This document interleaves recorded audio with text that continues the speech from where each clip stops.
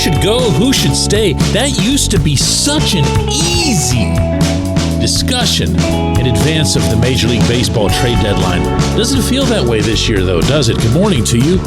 Good Thursday morning. I'm Dejan Kovacevic of DK Pittsburgh Sports, and this is Daily Shot of Pirates. It comes your way bright and early every weekday if you're into football and or hockey. I also offer daily shots of Steelers and Penguins that I hope you'll also check out. Pirates 3, Padres 2.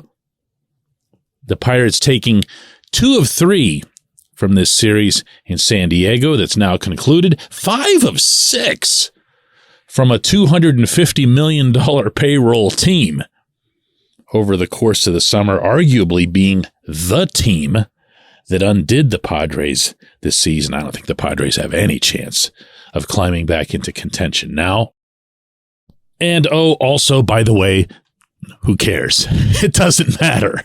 None of it matters really all that much, except in the moment, from the Pittsburgh perspective, some of these veterans are performing well, and that can be a double-edged sword, no pun intended, considering the celebrations that a lot of them have been enjoying of late in the dugout. But G-Man Choi is really hitting the ball well. Carlos Santana is really hitting the ball well. Rich Hill is still really left-handed, even if he isn't pitching well. He's been okay. He hasn't been terrible, but he also hasn't been particularly good. Somebody would want him. Somebody would want all 3 of them. The question is, if you're Ben Cherington, are you entertaining keeping any of them through the deadline and, more significant, into 2024? Out of these 3, you're going to kill me for saying this, but because I really like Santana. I really like the impact that he's had on this roster. I love his first base defense, and I really like the offense that he's provided, I'd say, over the last 5-6 weeks, ever since he really got his stance down through a trip in Milwaukee. But he's going to be 38. And he's going to be someone that in all likelihood you'd get at least a decent prospect return on. Probably the same for Hill, though not as much. I mean, I don't want to point out the obvious here, but Hill's 43. He's a guy who would fit in, certainly personality-wise, with a contender. There's going to be somebody out there who'd want it, but what are they giving you? Their 35th or 40th best prospect? Something in that range? Yeah, I would think so. With Santana, you've at least got a chance to get somebody in the top 30. Maybe. Have you noticed I've left out Choi? Yeah. There's a reason for that. The Pirates do need a first baseman in 2024. They do not have a first baseman in their system. Certainly not one worth speaking of. Choi comes with a couple other qualifiers besides his relative youth at 32, in that he opened this season, actually go back before that, into the off season. Remember when the Pirates made some small waves by ordering Choi to stay out of the World Baseball Classic? Yeah, that was because of this calf injury. And it lingered. It went into the season. It affected him. They shut him down once. They shut him down a second time. And finally, they put him on a 60-day IL and said, that's it. I know firsthand that Choi was upset with this, that Choi felt that he could just come back and be himself without worrying about the calf. It turns out every once in a while the medical people have it right. And Choi has come back not only to go to Indianapolis and completely rake out of his mind, but now to come up to Pittsburgh. He's got 4 home runs in his last 15 games. He's got 6 home runs in 20 total games this season. Did you realize that? He's only played 20 games? And he has 6 home runs.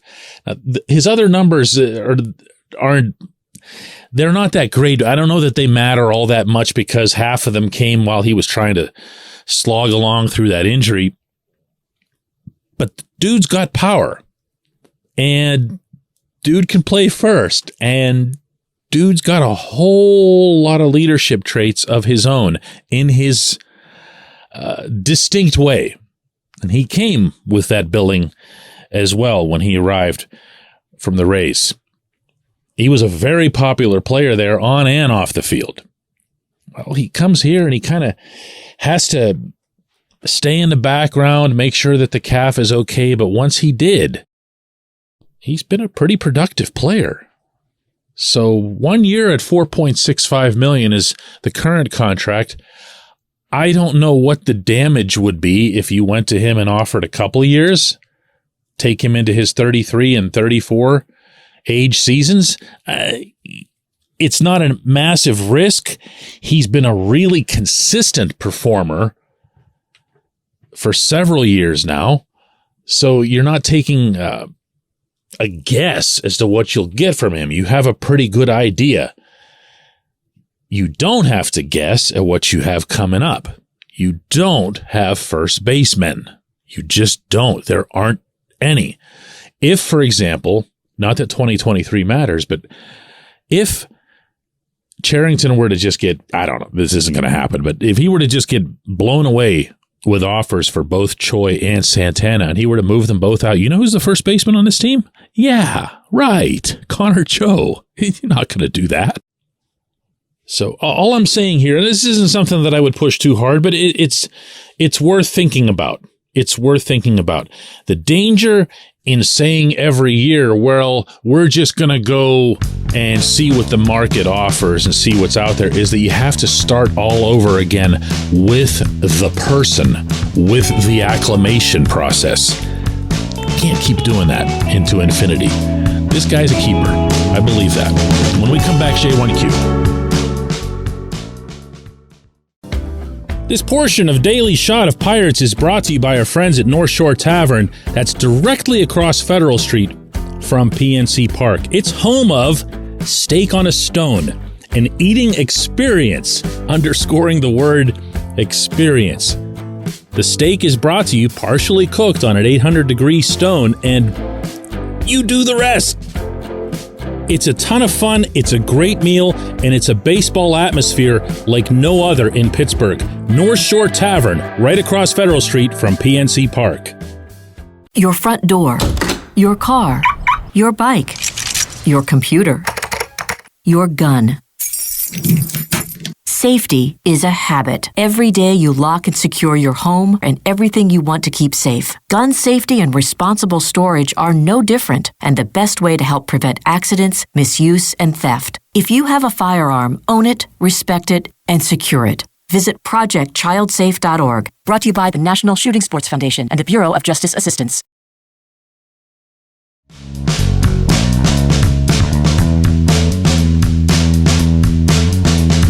Today's J1Q comes from Bill, who asks, what is it that's gone wrong with this rebuild?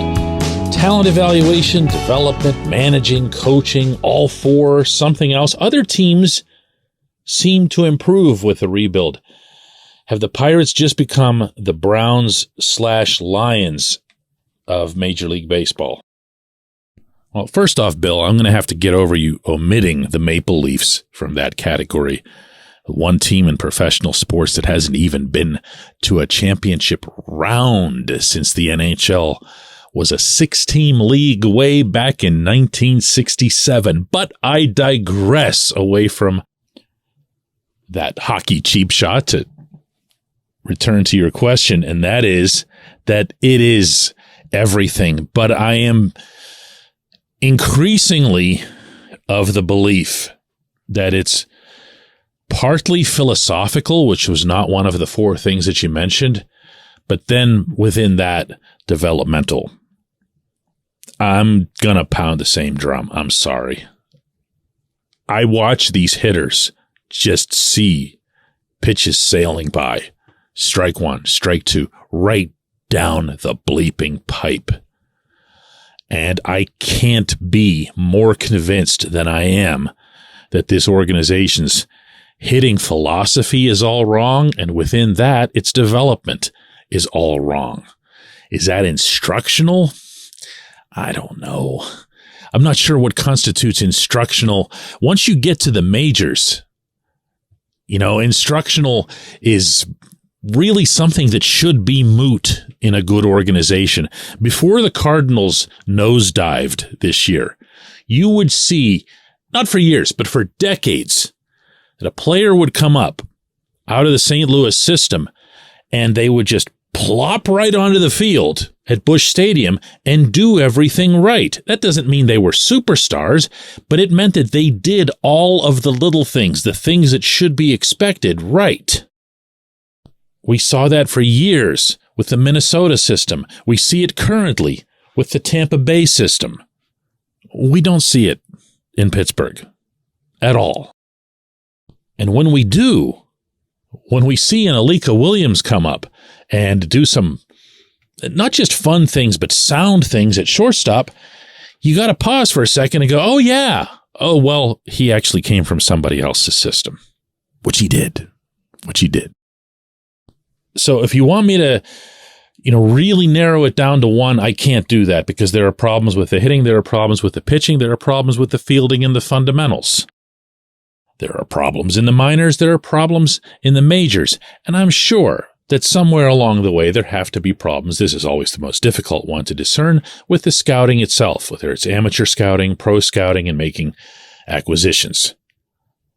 But for me, the one that just screams out and should be screaming out at the people who run the Pirates is their unwillingness to swing the bat.